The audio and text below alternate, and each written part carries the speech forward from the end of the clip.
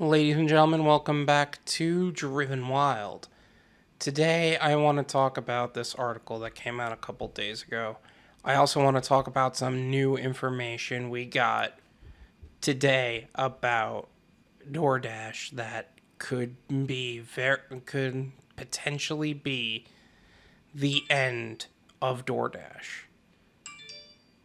So, before we go too deep into it, let's talk about this article on MarketWatch.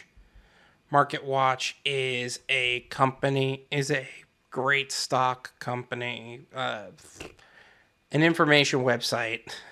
I guess it is a company, but it is an information website about what is going on in the markets. And recently they have an article about Uber, DoorDash, Lyft, and Amazon can potentially face billions in fines if they mislead over wages. FTC official warns. So, that being said, this is a broad sweep. This is not just DoorDash or any of the gig companies that we commonly know about. They're talking about some of the biggest names in the gig economy can face significant fines. This includes multi-level marketing companies. This includes investment coaches. This includes just ubiquitous gigs that pitch a steady income as a whole, not just DoorDash or Uber or any of them. But here's the thing about this. This is specifically talking about their transparency. This is talking about their hidden tips. This is talking about claiming that you can make a certain amount per hour. And the FTC sent notices to all of these gig companies. And that made their stock drop. DoorDash took the smallest hit, thankfully, for those who are invested in that. But as the pandemic left people in dire straits, money-making pitches have proliferated and gained special attention. And because of that, each violation that they receive can cost $43,792 per violation. It's important to know that number because, well, let me put it to you this way. If a company can make $1 million from that one thing, and it only costs them a couple thousand, that's just a business expense. That's not a big deal. The companies do that all the time. They would rather ride the legal battle than just do this. Numerous studies in labor experts and gig workers themselves regularly contradict much higher average wage claims by gig companies. Griezmann would not comment about whether the FTC has begun investigations into any gig companies, but said the industry is in an area of serious concern.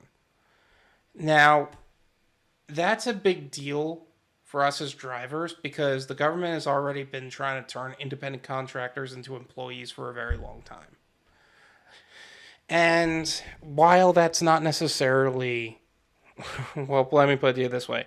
It may not be a big deal as a driver right now, but this can paint an image for what it's going to look like in the long term, 2022, 2023, 2024. And this is going to really accelerate the conversations of should independent contractors be viewed as employees?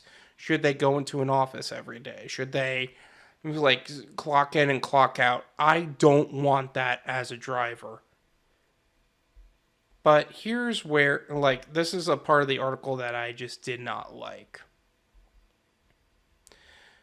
DoorDash is the only, by the way, out of all the companies that gotten a request for a comment from MarketWatch, the only company that responded. It's not worth stopping the video for. the only company that has really responded for their request to a comment was DoorDash, and it said a DoorDash spokesperson said on Wednesday that its delivery workers would make more than 25 an hour on average while working less than 4 hours a week. So that's a whole lot of nonsense right there. And they're probably taking a handful of incidents where cherry pickers or whoever are working after they get out of work on dinner shifts or like just weekends in general. And they're making 25 an hour on that. And that is the most like blow smoke up your butt answer they can give. Here's where it pisses me off. We're proud of the flexible earning opportunity provides for people around the country seeking to make supplemental income. Wait for it. And we work harder to provide Dashers with transparency and a clear understanding of earnings. The same company that has claimed to not disclose all information. The same company who knows that they hide tips. The same company who has literally withdrew from Dasher accounts. The same company that has stolen tips from other people has proven that they provide proven that they don't provide transparency, now claims transparency just because the FTC is on their stuff. Bullcrap. Either way, Griezmann, the FTC official, added that any claim made by the companies has to be based on concrete facts. It can't be based on one person who's working 22-hour days. And that is very true. 22, a lot of gig workers are working really long days. I know I work when I was prioritizing DoorDash over everything else. I worked 14-hour days from 8 a.m. to 10 p.m. every day. And I was okay with that as a person because I kind of liked to work and I wanted to be available to receive better orders at any period of time. Other well-known companies on the FTC's list of notice recipients include long-time multi-level marketing companies, and that's nothing to do with the issue with DoorDash. So what is the new information that I'm talking about that can potentially forecast the end of DoorDash? Number one is that big whales, like people who actually work for DoorDash and have a significantly large amount of shares, are now selling out of their stock. 10 mil, inside selling, DoorDash Inc., a major shareholder sells 10 million shares of stock. That is a whale. That just said, I can't, my position changed. I don't think DoorDash is worth investing in anymore. I'm selling out. Now, okay, what if they just wanted to take in some profits? What if that was just an overall power move on DoorDash's part? Hey, you know what? It could be right. You could be right. But what happens if it's an executive that decides to sell out? What if someone on the executive team from DoorDash decided to sell out? DoorDash Inc. President and COO Christopher D. Payne sold $8.7 million of shares. That's the equivalent. That's 44,000 shares of DoorDash at less than 200 a share, 198.57. The president, the guy who claimed on the Rideshare Guys podcast that they have the highest quality service, sold out of his company after the FTC sent them that notice and did not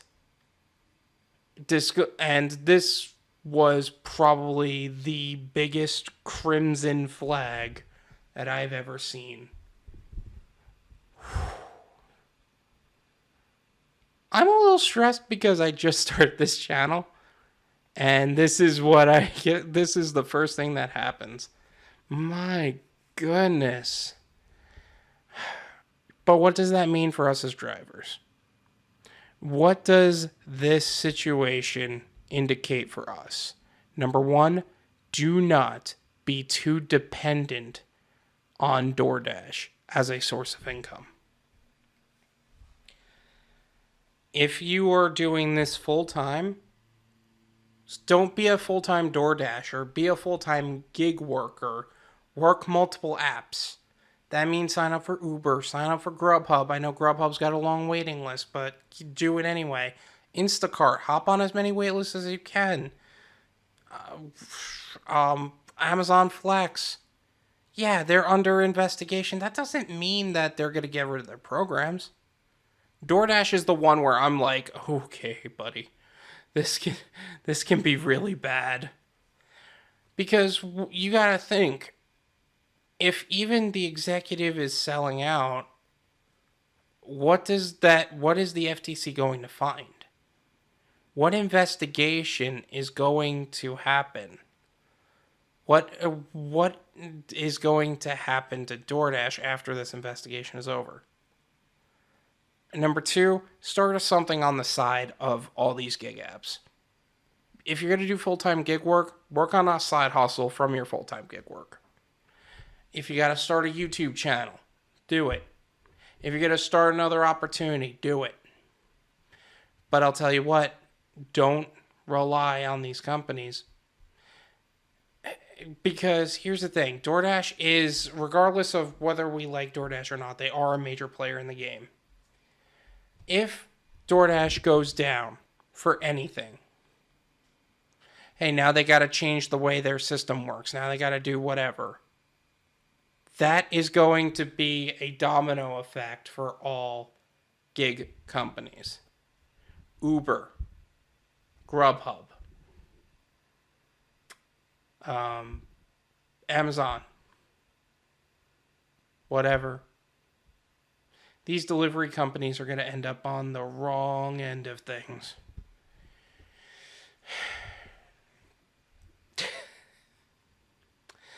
But that's when the government's really going to step in and say, okay, independent contractors need to be viewed as employees. No one wants it, but if that happens, we got to be ready. So that being said, start to diversify your income from not just food delivery, but any of these companies, any of these apps, any of these companies. Even if you did want to do a multi-level marketing thing on the side, that's your choice. But just make sure that whatever you do on the side is not dependent on whatever company is staying alive. Because I think it has, and because it's true, all these companies have been a problem for the longest time. Number 4. Or number 3. Save, save, save. Invest, save, invest, save. Develop a 3 to 6 month emergency fund. Invest as much as you can. But in the long term, your best bet is to not be too dependent on gig work.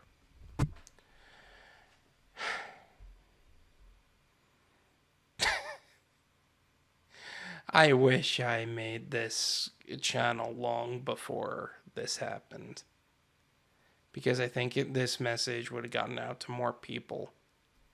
But that being said, do me a favor, hit the like button, subscribe if you're new. Thank you so much for watching until the end, and I'll see you guys next time. Peace.